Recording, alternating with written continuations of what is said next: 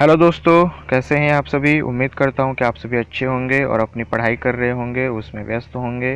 तो दोस्तों, जैसा कि आप जानते हैं कि हम यूजीसी नेट की तैयारी कर रहे हैं और इस समय हम इकाई 9 निबंध पढ़ रहे हैं, जिसमें हमने शिव शंभू के चिट्ठी निबंध को प्रारंभ किया था और अब तक हम इसके 5 भाग पढ़ चुके हैं। यदि आपने अब तक इन 5 भागों को नहीं पढ़ा है तो डिस्क्रिप्शन में आपको लिंक मिल जाएगी, आप वहां से पढ़ सकते हैं। आज हम इसका छठा भाग, जिसका शीर्षक है एक दुरासा, को पढ़ेंगे। तो चलिए दोस्तों, आज की पढ़ाई शुरू करते हैं। एक दुरासा। नारंगी के रस में जाफरानी बसंती बूटी छानकर शिव शंभू शर्मा खटिया पर पड़े मौजों का आनंद ले रहे थे। ख्याली घोड़े की बागें ढीली कर दी थी। वह मनमानी जकंदे भर रहा था। हाथ पावों को भी स्वाधीनता दी गई थी। वह खटिया के तूल अरज की सीमा उल्लंघन करके इधर उधर निकल गए थे। कुछ देर इसी प्रकार शर्मा जी का शरीर खटिया पर था और ख्याल दूसरी दुनिया में। अचानक एक सुरीली गाने की आवाज ने चौंका दिया। कनरसिया शिव शंभू खटिया पर उठ बैठे, कान लगाकर सुनने लगे। कानों में यह मधुर गीत बार बार अमृत ढालने लगा। चलो चलो आज खेले होली कन्हैया घर। कमरे से निकलकर बरामदे में खड़े हुए। मालूम हुआ कि पड़ोस में किसी अमीर के यहाँ गाने बजाने की महफिल हो रही है। कोई सुरीली लय से उक्त होली गा रहा है।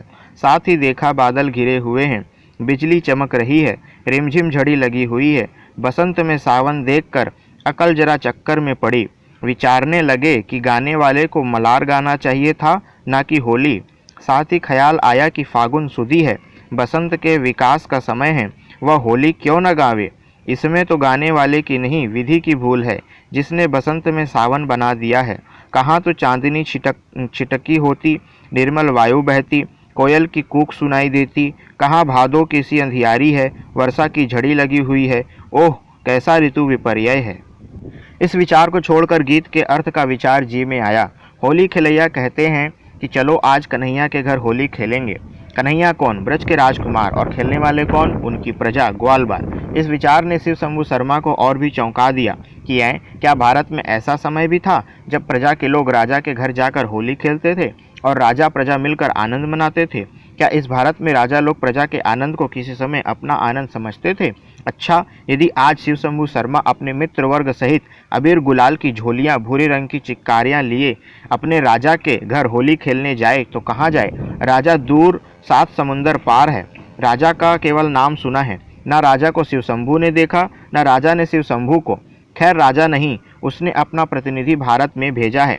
कृष्ण द्वारिका में है, पर उद्धव को प्रतिनिधि बनाकर ब्रजवासियों को संतोष देने के लिए ब्रज में भेजा है। क्या उस राजा प्रतिनिधि के घर जाकर शिव शंभू होली नहीं खेल सकता?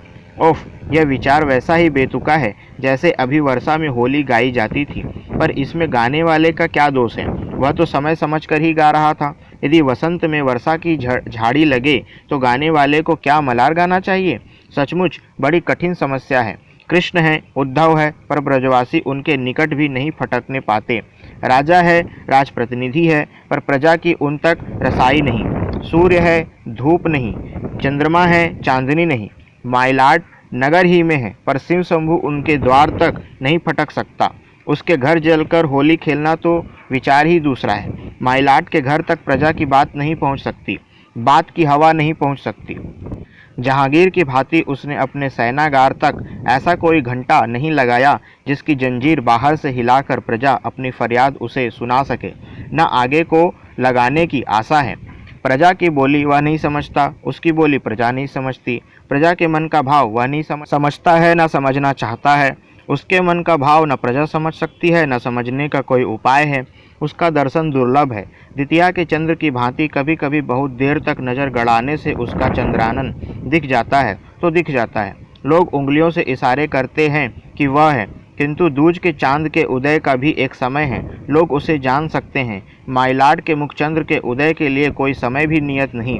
अच्छा, जिस प्रकार इस देश के निवासी माइलाड का चंद्रानन देखने को टकटकी लगाए रहते हैं, या जैसे शिव शंभू शर्मा के जी में अपने देश के माइलाड से होली खेलने की आई, इस प्रकार कभी माइलाड को भी इस देश के लोगों की सुध आती होगी? क्या कभी श्रीमान का जी होता होगा कि अपनी प्रजा में जिसके दंड मुंड के विधाता होकर आए हैं, किसी एक आदमी से मिलकर उसके मन की बात पूछें या कुछ आमोद प्रमोद की बातें करके उसके मन को टटोलें? माइलाट को ड्यूटी का ध्यान दिलाना, सूर्य को दीपक दिखाना है।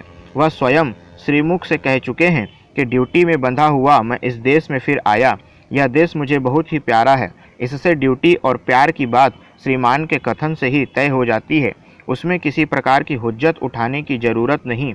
तथापि यह प्रश्न आपसे आप जी में उठता है कि इस देश की प्रजा से, प्रजा के माइलाट का निकट होना और प्रजा के लोगों की बात जानना भी उस ड्यूटी की सीमा तक पहुंचता है या नहीं। यदि पहुंचता है तो क्या श्रीमान बता सकते हैं कि अपने 6 साल के लंबे शासन में इस देश की प्रजा को क्या जाना और उससे क्या संबंध उत्पन्न किया? जो पहरेदार सिर पर फेंटा बांधे, हाथ में संगीनदार बंदूक लिए, काठ के पुतलों की भांति गवर्नमेंट हाउस के द्वार पर दंडायमान रहते हैं, या छाया की मूर्ति की भांति जरा इधर उधर हिलते जुलते दिखाई देते हैं, कभी उनको भूले भटके आपने पूछा है कि कैसी गुजरती है? किसी काले प्यादे चपरासी या खानसामा आदि से कभी आपने पूछा कि कैसे रहते हो? तुम्हारे देश की क्या चाल ढाल है? तुम्हारे देश के लोग हमारे राज्य को कैसा समझते हैं? क्या इन नीचे दर्जे के नौकर चाकरों को कभी माइलाट के श्रीमुख से निकले हुए अमृत रूपी वचनों के सुनने का सौभाग्य प्राप्त हुआ, या खाली पेड़ों पर बैठी चिड़ियों का शब्द ही उनके कानों तक पहुँच कर रह गया? क्या कभी सैर तमाशे में टहलने के समय या किसी एकांत स्थान में इस देश के किसी आदमी से कुछ बातें करने का अवसर मिला, अथवा इन देश के प्रतिष्ठित बेगरज आदमी को अपने घर पर बुलाकर इस देश के लोगों के सच्चे विचार जानने की चेष्टा की, अथवा कभी विदेश या रियासतों के दौर में उन लोगों के सिवा जो झुक झुक कर लंबी सलामें करने आए हों, किसी सच्चे और बेपरवाह आदमी से कुछ पूछने या कहने का कष्ट किया? सुनते हैं कि कलकत्ते में श्रीमान ने कोना कोना देख डाला, भारत में क्या भीतर और क्या सीमाओं पर कोई जगह देखे बिना नहीं छोड़ी। बहुतों का ऐसा ही विचार था, पर कलकत्ता यूनिवर्सिटी के परीक्षोत्तीर्ण छात्रों की सभा में चांसलर का जामा पहनकर माइलार्ड ने जो अभिज्ञता प्रकट की, उससे स्पष्ट हो गया कि जिन आंखों से श्रीमान ने देखा उनमें इस देश की बातें ठीक देखने की शक्ति न थी। सारे भारत की बात जाए, इस कलकत्ते ही में देखने की इतनी बातें हैं कि केवल उनको भली भांति देख लेने से भारतवर्ष की बहुत सी बातों का ज्ञान हो सकता है। माइलाट के शासन के 6 साल हालवेले के स्मारक में लाठ बनवाने, ब्लैक हॉल का पता लगाने, अख्तर लोनी की लाठ को मैदान से उठवाकर वहां विक्टोरिया मेमोरियल हॉल बनवाने, गवर्नमेंट हाउस के आसपास अच्छी रोशनी, अच्छे फुटपाथ और अच्छी सड़कों का प्रबंध कराने में बीत गए। दूसरा दौर भी वैसे ही कामों में बीत रहा है। संभव है कि उसमें भी श्रीमान के दिलपसंद अंग्रेजी मोहल्लों में कुछ और भी बड़ी बड़ी सड़कें निकल जाएं और गवर्नमेंट हाउस की तरफ के स्वर्ग की सीमा और बढ़ जावे, पर नगर जैसा अंधेरे में था वैसा ही रहा, क्योंकि उसकी असली दशा देखने के लिए और ही प्रकार की आंखों की जरूरत है। जब तक वह आंखें न होंगी यह अंधेर यों ही चला जाएगा। यदि किसी दिन शिव शंभू शर्मा के साथ माइलाड नगर की दशा देखने चलते तो वह देखते कि इस महानगर की लाखों प्रजा भेड़ों और सुअरों की भांति सड़े गंदे झोपड़ों में पड़ी लौटती है। उनके आसपास सड़ी बदबू और मैले सड़े पानी के नाले बहते हैं। कीचड़ और कूड़े के ढेर चारों ओर लगे हुए हैं। उनके शरीर पर मैले कुचले फटे चिथड़े लिपटे हुए हैं। उनमें से बहुतों की आजीवन पेट भर अन्न और शरीर ढांकने को कपड़ा नहीं मिलता। जाड़ों में सर्दी से अकड़ कर रह जाते हैं और गर्मी में सड़कों पर घूमते तथा जहां तहां पड़ते फिरते हैं। बरसात में सड़े सीले घरों में भीगे पड़े रहते हैं। सारांश यह है कि हर एक ऋतु की तीव्रता में सबसे आगे मृत्यु के पथ का वही अनुगमन करते हैं। मौत ही एक है जो उनकी दशा पर दया करके जल्द जल्द उन्हें जीवन रूपी रोग के कष्ट से छुड़ाती है। परंतु क्या इनसे भी बढ़कर और दृश्य नहीं है? हाँ है, पर जरा और स्थिरता से देखने के हैं। बालू में बिखरी हुई चीनी को हाथी अपने सूंड से नहीं उठा सकता, उसके लिए चींटी की जीवा दरकार है। इसी कलकत्ते में इसी इमारत के नगर में माइलाड की प्रजा में हजारों आदमी ऐसे हैं जिनको रहने को सड़ा झोपड़ा भी नहीं है। गलियों और सड़कों पर घूमते घूमते जहाँ जगह देखते हैं वहीं पड़े रहते हैं। पहरे वाला अगर आकर डंडा लगाता है तो सरक कर दूसरी जगह जा पड़ते हैं। बीमार होते हैं तो सड़कों ही पर पड़े पांव पीटकर मर जाते हैं। कभी आग जलाकर खुले मैदान में पड़े रहते हैं, कभी कभी हलवाइयों की भट्टियों से चमट कर रात काट देते हैं। नित्य इनकी 2-4 लाशें जहां तहां से पड़ी हुई पुलिस उठाती है। भला माइलाड तक उनकी बातें कौन पहुंचावे? दिल्ली दरबार में भी जहां सारे भारत का वैभव एक एकत्र था। सैकड़ों ऐसे लोग दिल्ली की सड़कों पर पड़े दिखाई देते थे, परंतु उनकी ओर देखने वाला कोई न था।